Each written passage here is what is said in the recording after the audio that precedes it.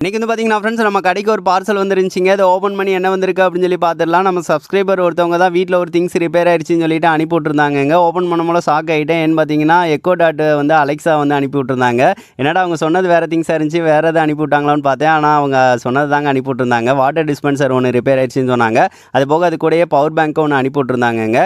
சரி ஓகே, இது என்ன ப்ராப்ளம்னு சொல்லிட்டு பார்த்துடலாம். இதில் வந்து டைப் சி சார்ஜிங் போர்ட் இருக்குது, மேலே செகண்ட்ஸ்னால் வந்து கொடுத்துருக்காங்கங்க. இது வந்து பார்க்குறதுக்கு புதுசாக தான் இருக்குது, என்ன ரிப்பேர்னு தெரிலங்க. சரி ஃபஸ்ட்டு சார்ஜ் வந்து போட்டு பார்த்துடலாம். இதில் வந்து சார்ஜ் வந்து விட்டுட்டு ஆன் பண்ணி பார்த்தேன். எந்த ஒரு ரெஸ்பான்ஸும் இல்லைங்க, லைட்டும் எரியல, எதுவுமே செய்யலை. சரி ஓகேங்க, அதை கலட்ட தான் செய்யணும். கலட்டுற ஸ்க்ரூ இது வந்து ரொம்ப ஆழமாக இருக்குது. அதை வந்து அப்படியே வந்து சுற்றி உள்ளதை வந்து கலட்டிட்டு அதை வந்து ஓப்பன் பண்ணோம் அப்படின்னா ஓப்பன் பண்ண முடியல. அதுக்கடுத்து மேலே வந்து அந்த டியூப் மாதிரி வந்து அந்த ஓஸ் இருக்கும், அதை வந்து எடுத்து விட்டு கொஞ்சம் வெளியே வந்து உள்ளக்கருந்து வெளியே தள்ளி விடணும். அப்படின்னா தான் வந்து கரெக்டாக வரும். இப்போ பாருங்கள், அதை எல்லாத்தையும் எடுத்து விட்டுட்டு அதை தள்ளி விட்டுட்டு உருவறப்போ வந்து கரெக்டாக வந்துடுது. ஸோ ஏன்னா அந்த இதிலேருந்து அந்த ஓஸ் இருக்குது, அந்த வாட்டர் மோட்டர்லேருந்து, அதெல்லாம் எடுத்து விட்டுட்டு அதை பழையபடி வச்சு விட்டுட்டேன். இதில் என்ன ப்ராப்ளம் தெரியல. மேலே பார்த்தேன், அது கொஞ்சம் தண்ணினா பட்டு ஒரு மாதிரி ஆகிருக்குங்க. இதனால் கொஞ்சம் க்ளீன் பண்ணணும் அப்படின்னு சொல்லிட்டு க்ளீன் பண்ணிவிட்டு சார்ஜ் வந்து போட்டு பார்த்தேன். சார்ஜெல்லாம் ஏறிச்சு. அதுக்கடுத்து எல்லாமே ஒர்க் ஆகுதான்னு சொல்லி செக் பண்ணி பார்த்தேன், ஒர்க் ஆச்சு. ஆனால் வந்து பேட்ரி வந்து டெத் கண்டிஷனில் இருக்குங்க. சார்ஜ் வந்து அது வந்து சுத்தமாக ஏறலை. சரி, இதுக்கு பதிலாக வேறு பேட்ரி கொஞ்சம் பவர்ஃபுல்லாக வந்து போட்டுடலாம் அப்படின்னு சொல்லிட்டு அந்த பேட்டரியை வந்து தனித்தனியாக எடுத்துகிட்டு நம்மகிட்ட வந்து ஒரு 3200 மில்லி ஆம்பில் ஒரு பேட்டரி இருந்துச்சு. அதை வந்து சால்ட்ரிங் இந்த மாதிரி பண்ணி விட்டுட்டேன். இதில் வந்து கனெக்ஷன் வந்து பண்ணிவிட்டு அவங்களுக்கு வந்து பண்ணோம் அப்படின்னா கொஞ்சம் பவர்ஃபுல்லாக இருக்கும், கொஞ்சம் ரொம்ப நேரத்துக்கு வந்து அதாட்ட இருக்கும் அப்படின்னு சொல்லிட்டு எனக்கு தோணுச்சிங்க.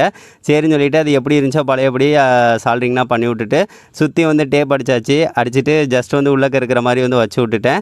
அதுக்கடுத்து எப்படி இருந்துச்சோ அதே மாதிரி வந்து மாட்டி விட்டுட்டோம் அப்படின்னா இது வந்து முடிஞ்சிருச்சு இந்த ஒர்க்கு. அதுக்கடுத்து அப்படியே வந்து எல்லாத்தையும் வந்து ஃபிட் பண்ண ஆரம்பிச்சிட்டேங்க. அந்த ஓஸை வந்து மாட்டுறதுக்கு தான் கொஞ்சம் கஷ்டமாக இருந்துச்சு. அதையுமே மாட்டி விட்டுட்டு பழையபடி எப்படி இருந்துச்சோ வச்சு விட்டேன். இப்போ சார்ஜ் வந்து போட்டு பார்த்தேன், சார்ஜ் ஏறிச்சு.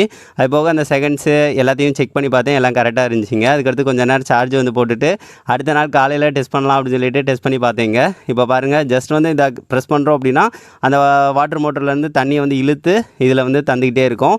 செகண்ட்ஸை வந்து ப்ரெஸ் பண்ணுறோம் அப்படின்னா செகண்ட்ஸ் வந்து ஓடிக்கிட்டே இருக்கும். இது 40 செகண்ட்ஸ் வரைக்கும் அது வந்துட்டு அதுக்கடுத்து ஆஃப் ஆயிரும். ஏன்னா ஏதாவது கொஞ்சம் பெரிய செம்பில் ஏதாவது ஒன்று பிடிக்கிறதுக்கு அப்படின்னு சொல்லிட்டுனா இது யூஸ்ஃபுல்லாக இருக்கும்.